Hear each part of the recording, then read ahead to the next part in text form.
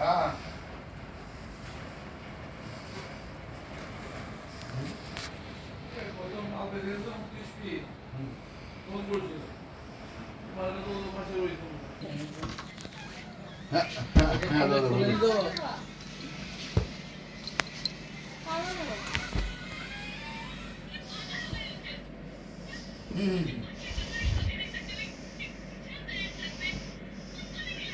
अच्छा ठीक है 10টায় ঢুকবেন তো আপনি আচ্ছা ওকে ঠিক আছে আমি তো ট্রেন হুক না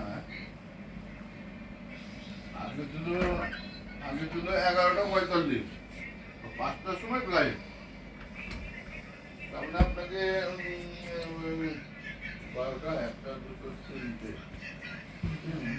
তার মানে মোটামুটি প্লাস্টিক করে দেবে সেটা 50 টাকা দাম করবে। হ্যাঁ না আপনি এখন একটু ভালো হ্যাঁ ঠিক আছে ঠিক আছে ওই 7 টাকা দিয়ে দিতে আপনি একাই যাবেন না বৌদি যাবে না হ্যাঁ, বাংলা স্ট্রিট থেকে আরম্ভ করে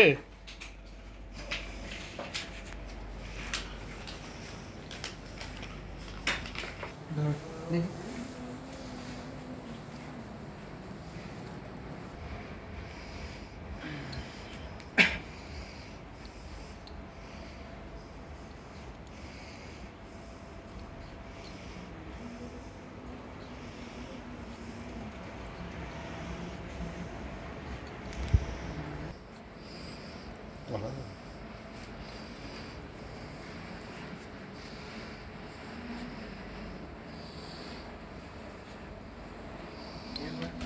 হুম হুম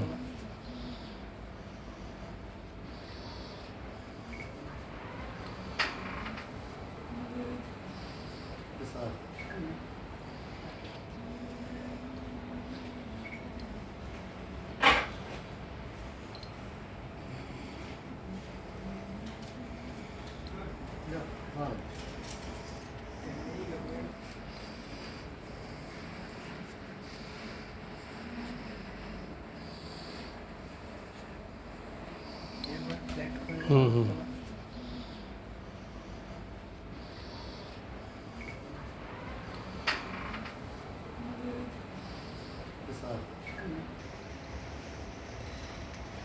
একবার তো কেউ নেয় নাই ফোনটা তুমি হুম দিচ্ছ হুম কোনো হুম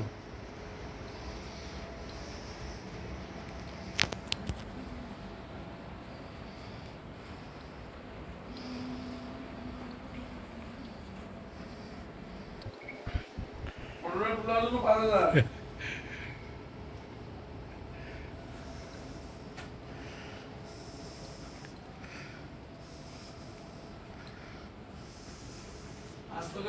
তো এটা কি কি কি দিয়ে তৈরি করেছে, কি সুতো? এটা 2x2 কোরা সিল্ক। আচ্ছা, আর এটা মানে সুতোটা কোথা থেকে নিয়ে এসেছেন? এই সুতোটা আমাদের মুর্শিদাবাদ থেকে আসে। আচ্ছা, তো এটা তো কস্টলি আছেই। কস্টলি তো আছে, এখন এটা তো কোনো আপনার কারিগর নিয়েছে 1.5 লাখ টাকা, আচ্ছা কারিগর বানাতে 1.5 লাখ নিয়েছে। আচ্ছা, তো আমি তো বিক্রি করবো না, এটা যেটা দাম সেটাই বললাম। আচ্ছা, আর এইটা 15ই আগস্টের জন্যই তো মেনলি এটা তৈরি 15 করেছে? লাখের জন্য করেছি আমি, আচ্ছা, করেছি তো এমনি চিন্তা করে যে যখন তখন তো এইসব চাই এসে হুম এই 15 আগস্টে এটা দেখালে একটু ভালো হবে যদি আমাদের দেখায়। হুম হুম এই জন্য কৃষ্ণ বলেছে আমাকে ফোন করে যে দাদা যাবে তুমি একটু ফটোটা দেখাও, শাড়িটা দেখাও। এই জন্য শাড়িটা সবাইকে আমি দেখাই না, আচ্ছা কারণ এটার মর্ম সবাই বুঝবে না। শাড়ি অ্যাকচুয়াল শাড়ির মধ্যেই করা, যেহেতু আমরা শাড়ির মধ্যেই আমাদের মানে মৃত্যু বাঁচা সব কিছু নির্ভর করে আমাদের শাড়ির মধ্যে।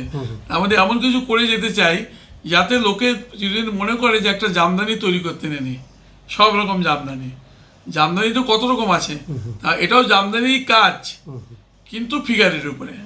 ফিগারের উপরে সাধারণত কেউ করে না। এই এই এই ঘটনাটা শুধু আমারই, কিন্তু যদি এখন কোনো জায়গায় দেখতে পান এক দুটো মনে করে চুরি করে করে যদি কারিগররা বিক্রি করে সেটা আলাদা কথা, কিন্তু অ্যাকচুয়ালি এই কাজগুলো আমাদের কাছে প্রচুর আছে। এইরকম না, মানে এই ধরনের আনকমন জিনিস আমাদের কাছে অনেক আছে। দাদা, এই পরিস্থিতি কিরকম, মানে এই তাঁতের উপর দিয়ে একটা ফুলিয়ে একটা রমরমা বিয়ের তাঁতের মানে পরিস্থিতি খুব খারাপ। তার কারণ হলো, প্রথমত শাড়ি এখন কম পরে লোকে। তো আমার একটা নিজের ব্যক্তিগত বুদ্ধির থেকে একটা কথা আসছে, আমি এটা আশা করি বা এই কথাটা যদি দিদির কানেও যায় তাও আমি আশা করবো ভালো হবে। আমাদের যে 5-7 লক্ষ তাঁতি আছে, এই তাঁতিগুলো নির্ভর করে শাড়ির উপরে। তো এই শাড়িগুলো যদি প্রাইমারি স্কুল থেকে আপার ক্লাস পর্যন্ত স্কুল পিরিয়ডে ম্যাডামরা শাড়ি পরতেন, তাহলে কিন্তু আমাদের এই দুর্দিন দেখতে হতো না বা আসতো না। কারণ এখন ওইটা শাড়ি পরলেই কি কোটি কোটি টিচার আর কোটি কোটি লোকেই শাড়ি কিনবে। এবং কেন শাড়ি কিনবে? কারণ তাঁতের শাড়ি কম দামে, আমাদের শাড়ি 500, 700, 800, 1000 টাকা, কিন্তু একটা সিনথেটিক শাড়ি পরে বা সিল্কের শাড়ি পরে কিন্তু স্কুল কলেজ করা যায় না। সুতি শাড়ি পরতে হবে যেটা কমফোর্টেবল। সুতরাং আমরা এটাই আশা করি যে এটা যদি করে বা একদিন দিদি আমাদের পেপারে লিখে দেয় যে আজকে থেকে শাড়ি পরতে হবে, তাহলে আমাদের এই তাঁত শিল্পীগুলো কিন্তু বেঁচে যাবে। কিন্তু সেই আশাতেই বসে আছি, কারণ পিওর জিনিস যেটা যেটা আসল টাঙ্গাইল শাড়ি হাতে বোনানো, সেটা কিন্তু দিন দিন কমে যাচ্ছে। কিন্তু একটা ক্লাস কিন্তু আছে যারা এখনও দামকে দেখে না, তারা ক্লাস জিনিসটাকেই দেখে, এবং তারা কিন্তু এই হাতে বোনানো শাড়িই খোঁজে এবং এখনও খুঁজেই যাচ্ছে। তো আমাদের আশা যে এই যে বর্তমানের লো কোয়ালিটির মেশিনে তৈরি যে সমস্ত শাড়ি, এইগুলো একদিন বিলুপ্তি ঘটবে এবং আমরাই আবার হয়তো ঘুরে দাঁড়াবো। এই শাড়ি কোথায় কোথায় যায়? আমাদের মূলত শাড়ি সারা ভারতবর্ষের প্রত্যেকটা স্টেটেই এখন সমানভাবেই যাচ্ছে। আর বিদেশে? বিদেশে আমরা তো সরাসরি বিদেশে বিক্রি করি না, যেহেতু আমাদের লাইসেন্সের ব্যাপার আছে। আমরা কলকাতায় কিছু এক্সপোর্টার আছে, তাদের হয়ে বেশ কিছু কাজ করে দিই, যেগুলো ধরুন আউট অফ ইন্ডিয়া, প্যারিসে যাচ্ছে, ইংল্যান্ডে যাচ্ছে, আমেরিকায় যাচ্ছে, কানাডায় যাচ্ছে, এরকম অনেক দেশেই যাচ্ছে ভায়া হয়ে।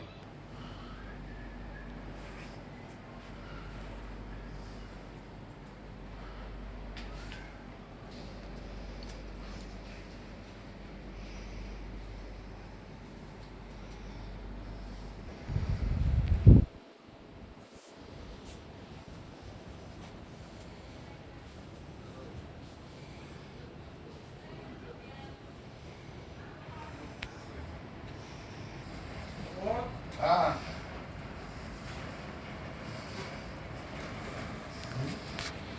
প্রথম আমাদের যেহেতু 29 ফিট, ফোন করেছিল। তোমার তো